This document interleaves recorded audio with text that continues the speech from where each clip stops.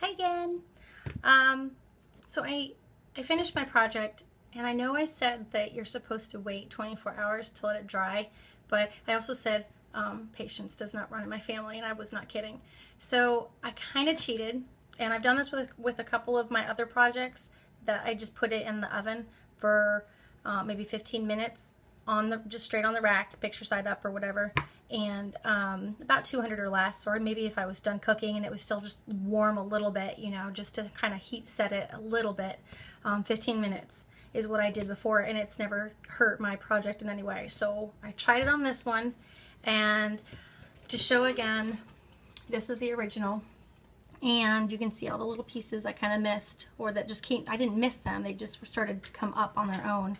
The bottom completely came off. Just not a really good transfer at all. Corners, not little pieces of the corner, big pieces of the corner were coming out. So I did not like this picture at all. It was very frustrating, and it's a big picture, and it takes a lot of time to get it to even this, so not coming out the right way was frustrating. And everything online tells you to do a single layer, which is what I did. A single layer of Mod Podge on the picture itself, and then press it onto the board and let it dry. And I did not do this one in the oven. Then I decided to try it with one layer on the picture, one layer on the board itself taped off, so that I didn't get above the corners, so that it wouldn't make this water sealed in case I want to do any stains on the wood.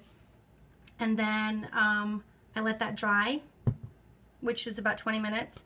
Did one more coat on the picture itself, making sure to get all the corners really good, and then pressed it onto the board using my fingers or credit card or anything else. Then I put it in the oven for 15 minutes after it had been like an hour, and I was kind of getting impatient. And then I let it sit for another 2 hours, and then this is what I got. So you can see these borders are amazing, like really, really sharp. And this was with me not being even a little bit careful, like at all. I was going to town on this with a sponge. So the only thing that I noticed was where those eyes were from the board, discolored under the shirt because it was a white shirt, so it shows the wood underneath it, and a little bit of bumps around my other son's shirt, but that was literally from the wood. That's not, has nothing to do with the transfer itself, and more the character of the wood that it has. And at the bottom on the first video I think I was doing, I put tape down here, and it just didn't seal a little bit because I had the picture over the tape a smidge, so that was my mistake. But other than that, the clarity on this picture is amazing. So there you have it. I think it's so much better than this, and now I can go to town and make the edges rough if I want to and do all my staining, etc. I think it's going to work out much better for any pictures that I do on glass or tile, because those are trickier surfaces because of the smoothness of tile. It doesn't want to stick. The transfer doesn't want to stick to it. So basically you're sealing the wood, you're sealing the image, and then you're basically gluing them to each other.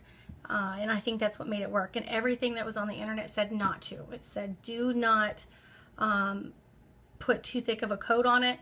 I was a medium coat. It wasn't, you know, it was not very thin. It's Mod Podge. It's a very thick medium.